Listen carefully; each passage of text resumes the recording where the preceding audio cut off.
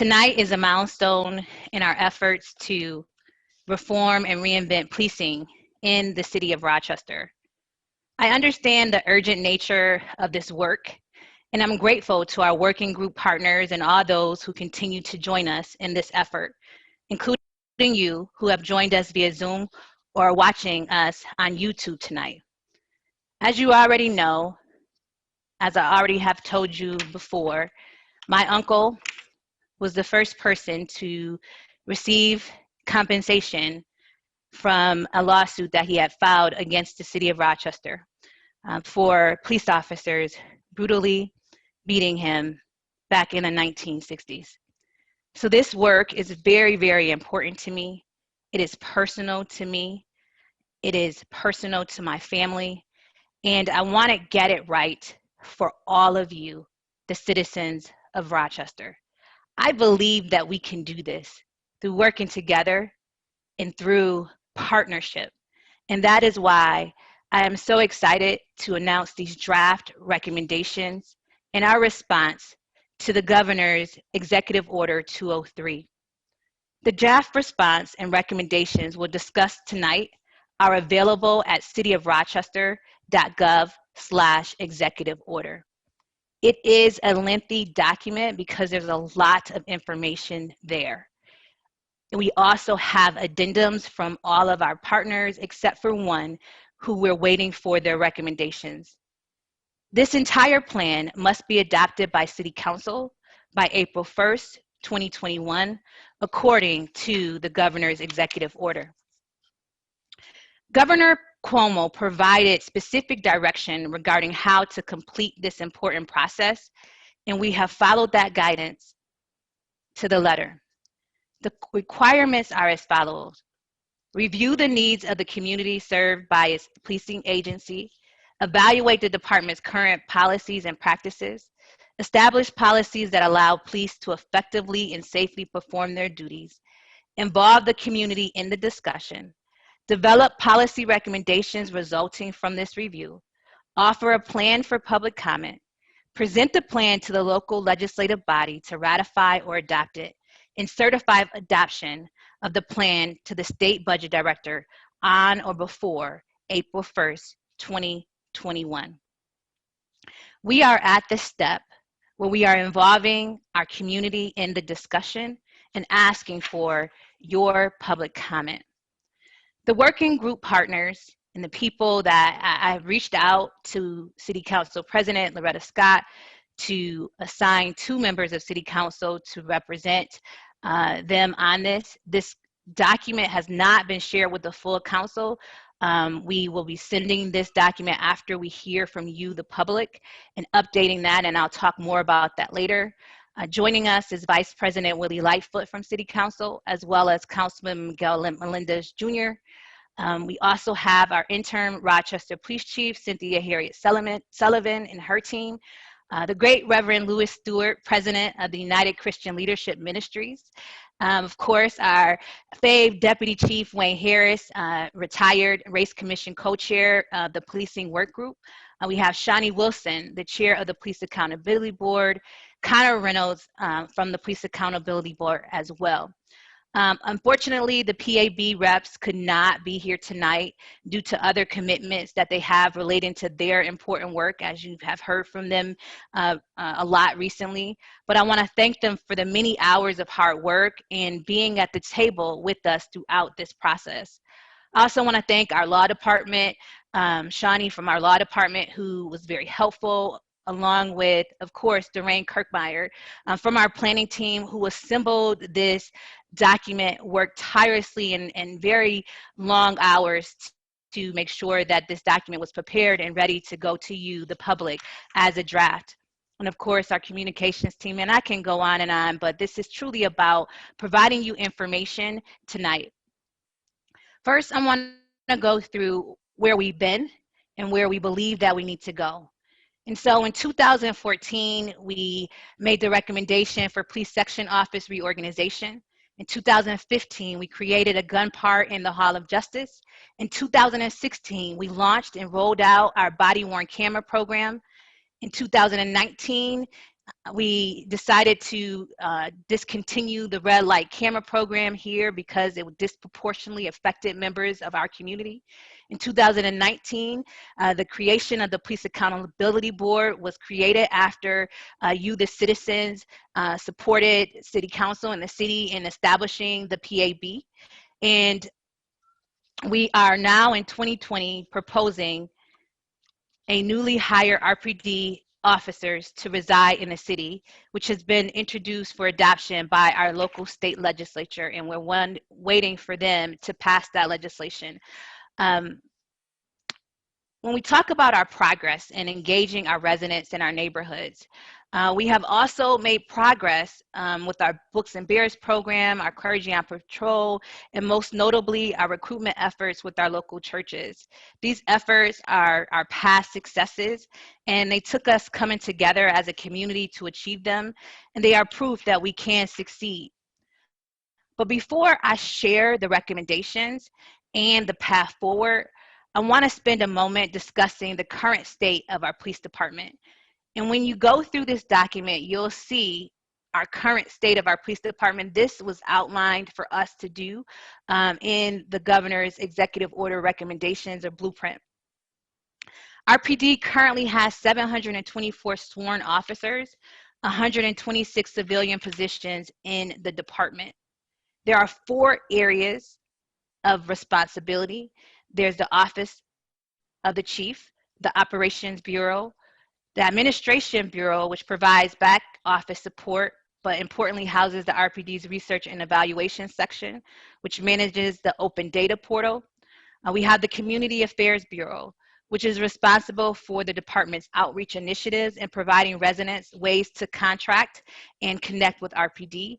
And of course, the Operations Bureau, where most of the officers on daily patrol reside, along with the Special Events Section and Special Operations Bureau, which notably manages the body-worn camera program. The Office of the Chief, of course, is extensive, and it's the management of the department, and the Professional Standards Section resides, and that's where we investigate complaints of misconduct. And as we talk about the racial gap between RPD officers and city residents, 87% of our officers are white, while just 47% of Rochesterians are white. 87% of our officers are men, while just 48% of Rochesterians are men. 94% of our officers live outside of our city. 94%. We must further address these challenges by our recruitment efforts, and we have some recommendations to do so that I will talk about later. The number of officers compared to other cities. An important finding in this report is the number of police officers in Rochester compared to other cities of our size. Outside of Birmingham, Alabama, Rochester has more officers per capita than every other city that has between 150,000 to 200,000 residents. Rochester also has 67% more officers per resident than similarly sized cities with similar crime rates. Simply put, we understand we significantly have more police officers than cities like ours. We recognize that, and this plan will make some recommendations about that in the end. When we look at the data and our trends, Part 1 or serious crimes remain near or at historic lows. That's what the data shows. In 2018, Part 1 crime was at its lowest rate in 35 years and has held steady since. Violent crime is down 38% since its peak in the 1990s. While 2020, we saw a significant increase in violence. We believe that that was due to the pandemic and what was happening nationally, and it occurred nationally across the board, but it's still very, very concerning to all of us. While last year was very concerning, when looked at in the total and the data that shows us, Rochester is still much safer than it was 20 years ago, even accounting for the change in population. However, we all understand that perception is reality. And we know that there are a lot of people that are in our city that do not feel safe. And we have more work to do to change that perception. When we look at our costs for service, they are declining, as well with all the costs in 2020, they're 8% below our 2016 numbers. However, the length of time that each of our officers are spending responding to calls has increased. This potentially speaks to the need for alternatives to traditional policing with residents to resolve issues. More study is needed to understand how this change creates potential for options to replace police officers and police response or provide a co-response to assist our residents. In response to recent events, including the tragic death of Daniel Pruitt, Rochester created a Crisis Intervention Services Office within the renamed Department of Human and Recreation Services to begin the process of providing alternative response options to deal with mental health service calls and other non-violent calls made to 911 and now 211. Crisis Intervention Services is comprised of 4 teams or 4 units led by our Commissioner of DRIVES, Dr. Danielle Lyman-Torres. Family Crisis Intervention Team, which assists victims after crisis has occurred and works to connect victims to services. We also have the Victims Assistance Unit, which is primarily focused on helping victims navigate the legal system, but also interfaces with the Family Crisis Team to provide other supports. We have the Homicide Response Team, which responds immediately to homicide scenes to support the victim's loved ones and also provides mediation services to try to stop the cycle of violence.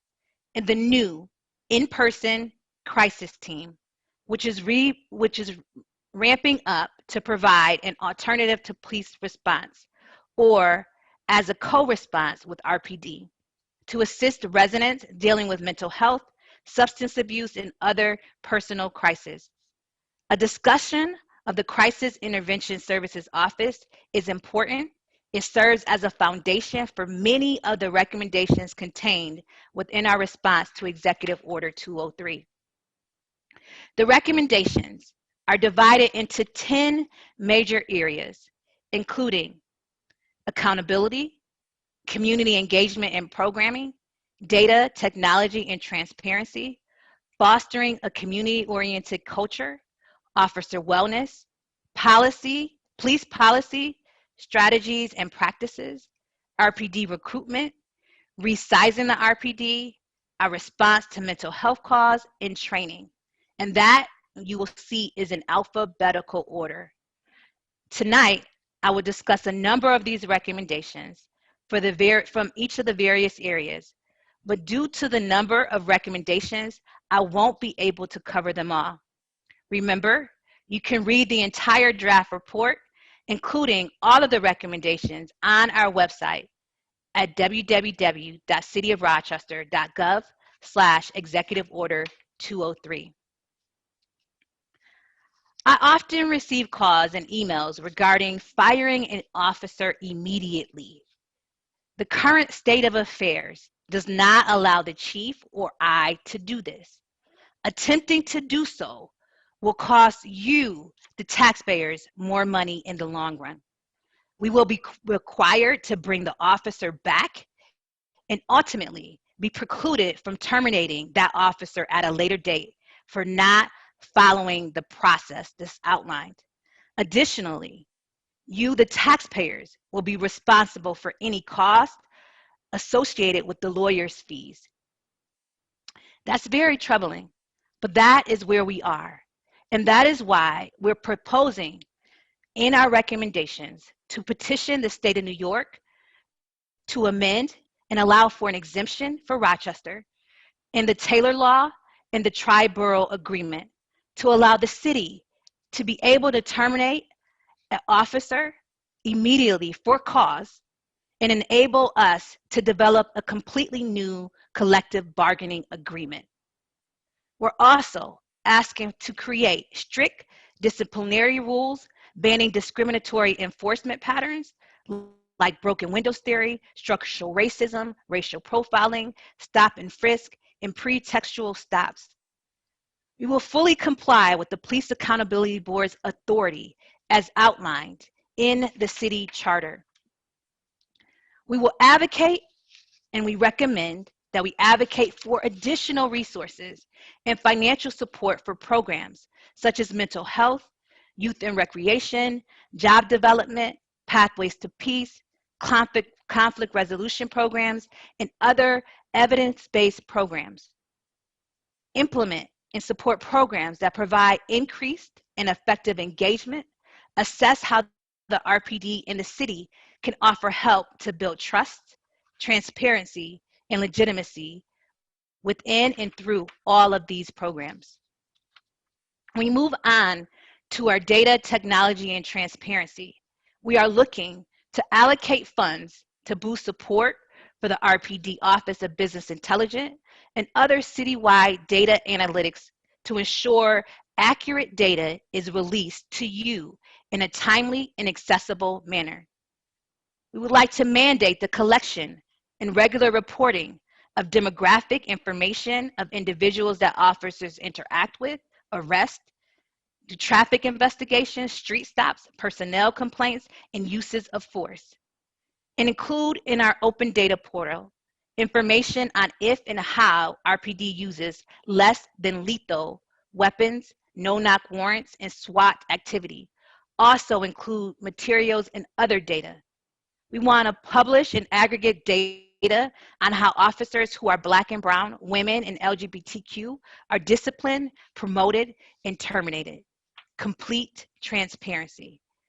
We need to improve the use of our body-worn cameras, and in the spirit of partnership with mutual goals for safety, security, and justice, strengthen the community body-worn camera panel. Using existing RPD funding, we need to provide the training and resources to ensure that our officers are properly trained on our cameras and make sure that we update that over and over again. Find a body-worn camera vendor that can provide the technology necessary for improving our ability to collect and use the data from our body-worn cameras. As we continue on to fostering a community-oriented culture, we want to continue furthering the work of President Obama's Task Force on 21st Century Policing, which leads with a philosophy that includes a sense of humility and empathy, and sets the stage for adopting community-oriented policing leadership. We want to fund policies and practices that begin to insulate the RPD from systematic oppression. We need to be proactive when it comes down to our officer wellness, because we know that officers that have the support and the wellness that they need will be that more effective to you, our residents. So we need to proactively conduct routine wellness needs assessments through surveys with our officers. We need to conduct fitness and annual psychological evaluations and provide trauma-related officer support. Promote peer support as an effective method to assist officers throughout their career, but more importantly, following a traumatic event. Provide chaplain services as another method to provide support to officers following a traumatic event. I also want to note, many officers may be hesitant to utilize outside counseling services following a traumatic event. Many are willing to turn to their fellow officer for support, and we need to make sure that we allow for that to happen and encourage it to happen. We need, and we're asking in these draft recommendations for new police policies, strategies, and practices. At the heart of it, we need to place the sanctity of human life at the core of RPD's policing philosophy. Currently, RPD's policy does not include an express sanctity of life provision. We need to mandate the completion of incident reports that include demographic data to better track stops made by the RPD. Develop policies limiting the use of spit socks or hoods and outlining strict guidelines for appropriate and safe use of spit socks if and when they are used. Create and enforce laws and policies related to the use of breathing restrictions in accordance with New York State law, and create training and disciplinary rules that will be enforced if there are violations of this policy. Make clear that the department policy requires officers to attempt to de-escalate their encounters with members of our community. And institute a policy, excuse me, and institute a policy that officers shall not handcuff juveniles aged 12 and under unless the juvenile presents an imminent danger to themselves or others. The current draft doesn't specify imminent. However, my recommendation would be to change that. And we will also be looking for your recommendations as well. We want to improve RPD's body-worn cameras program by strengthening the procedures to ensure their use and enhance technology to allow a faster redaction and release of video.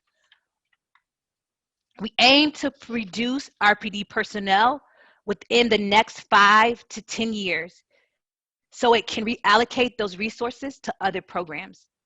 Identify tasks handled by uniformed officers that could be handled by our civilian individuals, and consider reinstituting or rehiring a commissioner of public safety who has the final say on both budget and management. As we move on to our recommendations on the response to mental health cause, we want to significantly increase the number of officers with crisis intervention training, such as to make a significant number of CIT trained officers available on each shift. The RPD CIT program is an important tool for ensuring that RPD officers have the requisite skills to respond appropriately to mental health crisis. Support the newly formed PIC team and evaluate its work and invest accordingly for its success. This is a newly formed organization and division and team. We want to make sure that the pilot is assessed, evaluated, that it works for all of our residents, and then make sure we make the investment. Increase funding for first responder systems that appropriately replace police with social workers, mental health providers, and other non-police personnel. Support and overhaul the civil service hiring system. When we talk about RPD recruitment, one of the things that we need to address is a bias against communities of color. And to me, it starts at the very beginning, and that is in our hiring practices, civil service. It should not be determined by how well you score on an exam if you will be an effective officer on our streets. We need to revamp that. We need support from the state of New York to do that, and we will be advocating and asking you to help us advocate for that. We want to create a civilian public safety interview panel to assess candidates for the Rochester Police Department, and ask the federal courts to update our consent decree. Many people don't know. The city of Rochester has been on under a consent decree since the late 1970s. Currently, that consent decree caps our minority representation in the RPD ranks to 25%. This change would allow us to hire additional officers of color above the consent decree amount of 25%. This number dates back to when people of color only represented 25% of the city's population. Now, as we said earlier, people of color represent well over 50% of the city of Rochester's population. So our consent decree should reflect that, and we need to petition the federal courts to allow us to be able to update that consent decree. And that would allow us to increase the number of people of color that are in our ranks. We also want to increase the recruitment for the Career Pathways to Public Safety program offered by the Rochester City School District and the PREP program offered by MCC to firmly establish a direct pipeline for city youth to enter the ranks of the Rochester Police Department. As I said earlier, we would like to institute a city residency requirement for newly hired police officers. Currently, 94% of our officers live outside of our city. We will need state support for that. The legislation has been introduced, and we're hopeful that it will pass in Albany. We also have draft recommendations as it pertains to training. We want to advocate for change in New York State law to require that DCJS mandate explicit and implicit bias training on systematic racism, cultural competency, and procedural justice in the basic course for police officer certification. We want to make sure that we de-escalate and train our officers to do so through training and intervene and make it a priority to prevent the use of excessive force. We would like to reinforce our police officers as servant protectors as opposed to warriors through training. And that's a mindset. And that's training that we believe that we can do and accomplish. So let me be clear. This is only a draft. This is only a draft. The representation on the working groups are only one voice among many. That's why we have asked them to take this draft back to their respective organizations to get feedback. None of the entire groups have seen these recommendations. We asked them to send a representative, they assigned a representative, and the representatives will take that information back. And as you are reviewing this information, they will be reviewing it as well and providing feedback to our office.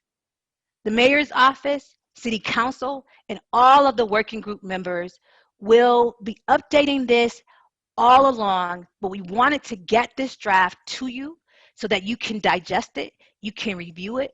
As we said, this is a very long document with a number of addendums, but we would like for you to take the time to review it and provide us the feedback. You can provide us feedback in many different ways. Virtually, you can go to the city's website, www.cityofrochester.gov/Executive Order 203. We will also be holding feedback events with community organizations. If you would like to host us for one of those events, please email mayor@cityofrochester.gov to request an event with your group. And we will come, we will present this information, and we will share it with your organization, and we will get your feedback. We also have Officer Moses Robinson from our Community Affairs Office reaching out to various groups and setting up meetings. We will also be hosting a telephone town hall to allow residents without internet services to participate so that we can provide them with this information as well. We know many of our senior citizens do not have access to the internet and access to computers, and therefore we want to make sure that we give everyone an opportunity to provide us feedback. I also want to mention that the Faith Leaders Roundtable has provided a document that we have included in the appendices of this draft, We have a meeting set up with them to review their recommendations, but due to the time when we received it, those ideas are not incorporated into the current version. So please remember, again, that this is a draft, and we will continue to gain and use additional ideas as we proceed. We are going to ask our working group members, again, to share information on their feedback sessions. Many of them have already had public meetings on different information that they are working on, and we want to make sure that they continue to do that, and as well as provide that feedback and share it with us so that it can be included in the next draft. Again, this is a first draft. We thought it was imperative to get it to you, the public, as well as all of our community organizations, to take the time so that you can take the time to review and provide us with updates. Let me be specific about one of our partners, the Race Commission recommendations. You will not see their recommendations in this document because we have not received it yet. The Race Commission is continuing to do their work.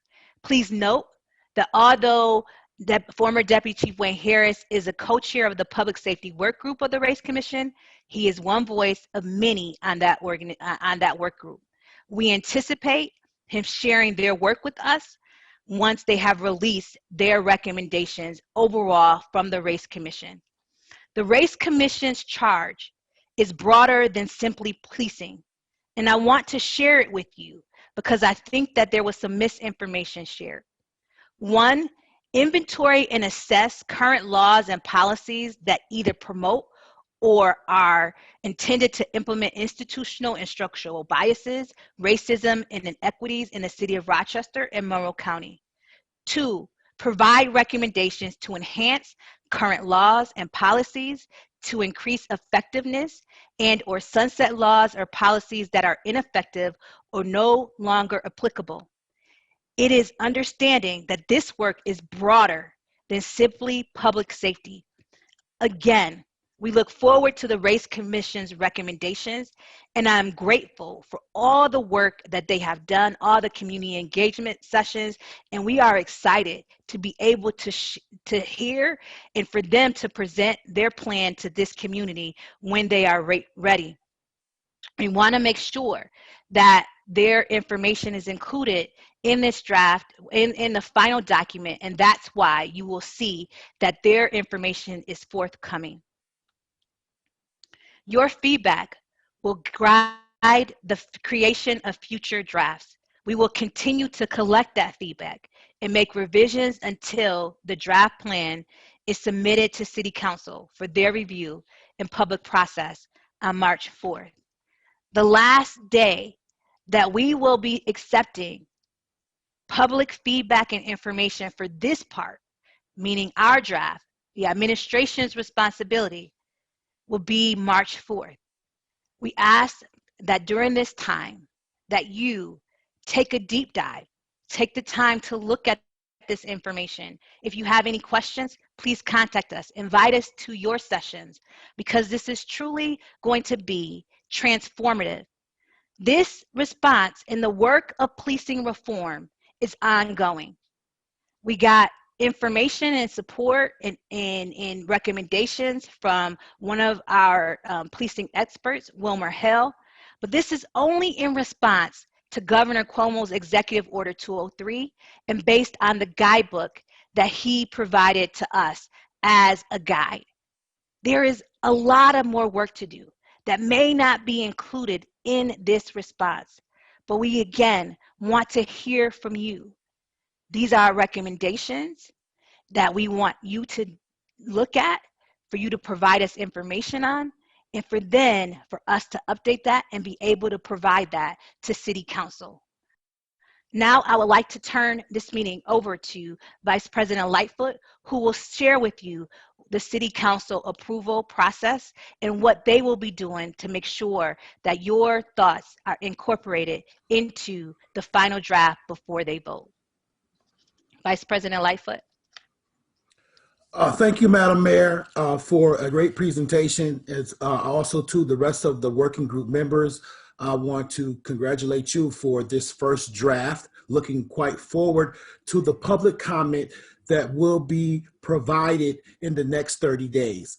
Upon that final draft after March 4th, there will be a piece of legislation that will be drafted as a result of all of that, given to council by our second week of March meeting. So our March legislative council meeting, which I believe is the second week of Tuesday of that particular month. When we receive that legislation, we then have the ability to take that and start our public comment process of approving that legislation. And that will exist with our normal processes. We will probably hold that legislation so that we can have a larger, greater time to also seek more public comment. And we will probably end up having a special city council meeting at the end of March where we will be able to vote on this particular legislation in its final form. That will be our process, and we look forward to extensive community engagement over the next 30 days, as well as when our process starts after we receive the legislation around the second week of March, we will then begin even more community engagement with our normal process, and we will be voting on this by the end of March. Thank you, Vice President Lightfoot. As I said, we have many community partners that have their own process and own way of engaging the public, and I want to give them an opportunity to share their outreach or how they will be sharing this plan and providing feedback to the group. And so I'll start first with Reverend Lewis Stewart. Yes, good evening, everyone. Good evening, Mayor. We are going to continually refine our proposals, and we're going to reach out to the community and really solicit their response and feedback to the proposals. And we're going to continue to add to that, and City Council and hopefully our working group will be receiving that and sending that on back to the Mayor's office before the deadline. Thank you. Thank you, Reverend Stewart. We also have Wayne Harris here as the co-chair for the Policing Committee and the Race Commission. Thank you, Mayor Warren. Good evening, everyone. Thank you for attending this evening. As the mayor said, the Race Commission has not completed its report yet. However, we will be taking the draft of Executive Order 203 response report, submitting it to the entire Race Commission, as well as the police working group for the Race Commission to get their feedback, which we will then put into writing and submit back to the city, as well as submitting the final report from the Race Commission, so that can be included as well. So look forward to continued dialogue, and thank you very much for having us a part of this. Thank you. I truly appreciate that.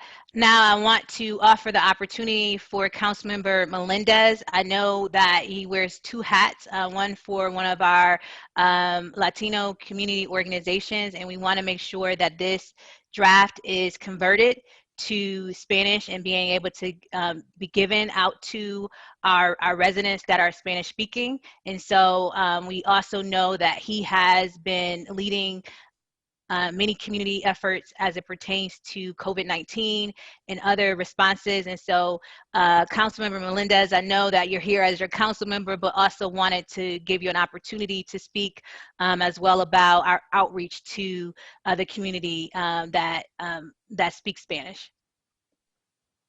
Sure. Thank you, Mayor. First and foremost, thank you all for being here tonight, for being a part of this effort. This is going to be a transformative long-term work. We have a lot of challenges ahead of us, but I think that we can create new opportunities for the city of Rochester. In the Latino community, we will certainly, we do convene a roundtable group at Ibero, which is consistent with our efforts to engage leaders in the community. So we'll start there. That includes various organizations from Latinas Unidas to La Cumbre, which is a collective group of folks who are working together on a Latino agenda, to other organizations that have just been engaged in the Latino community in various ways. In addition to that, we will reach out to the Community Engagement Task Force that convenes every week from Monroe County. We'll have some conversations there, and we'll try to expand as much into the community as we can through our various networks. Thank you for the opportunity to share that, Mayor. Thank you, Councilmember Melendez. Again, I want to thank our team from City Hall, our Director of Planning, Doreen Kirkmeyer, our representative from the law department, Shani Curry Mitchell, who's done an extraordinary job of making sure that our report aligns with the current law and what we need to do to propose new additional laws. I also want to thank Chief Harriet Sullivan and her team for their work on this. Again, the PAB was not able to join with us tonight because they are in a different session. They are doing some great work in our community, and we want to make sure that that we acknowledge them and acknowledge their contributions. They will again take this information back to their organization and provide some updates. Now, when you look at the final plan, in the appendices, you will see the reports from each of, or the recommendations from each of the subcommittee groups, like UCLM, as well as the PAB. The race commissions is not there yet. It will be updated. We also have the faith roundtable. We have some additional information on best practices that was provided to us by leading policing experts, Wilmer Hill. In the appendix section, you can go and look at and review each of the group's recommendations. We wanted to put that there so that you would be able to see what was recommended by each of the entities, and then how they were incorporated into the final draft that we released today. Again, we're asking you, the citizens and the people of Rochester, to review this document, to make your recommendations to us, and or to invite us to present this to your organization. And even starting tomorrow, we have somebody on the books that we will present to tomorrow. We're thankful for your time. Once we receive all the information from by March 4th, that will be incorporated into a final draft. That draft will be sent to City Council. As Vice President Lightfoot has already outlined the City Council process, and there are hopes to have this completed and voted on by the end of March, into the governor's office by April 1st. We thank you all for tuning in tonight. We ask you to give us the information that you would like to see in this document. Now, of course, there may be some things that you recommend that may not make it into 203 document, but maybe some things that we work on individually. But we want to be very, very clear. Whatever feedback is provided, we will have that included in the appendix section that will go to City Council.